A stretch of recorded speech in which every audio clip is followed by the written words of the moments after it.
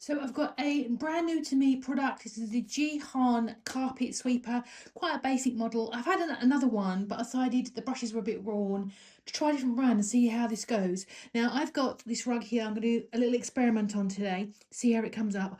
I've got 3 cats. They do not like the vacuum, so I try to keep it a bit sparing. So that's why I'm using this as an in-betweener.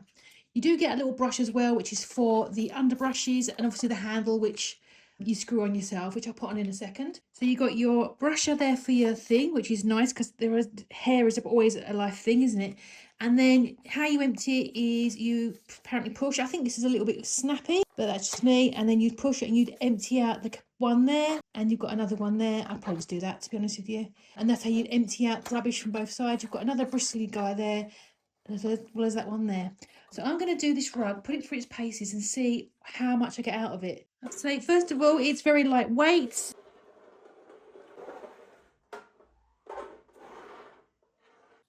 That's the rug, had a going over. Let's see if it picked up anything. Got some fluffage in there. So that definitely did the trick. Look at that, bits of biscuits and litter as well. There's a kitten there for you. And more fluffage in the side as well.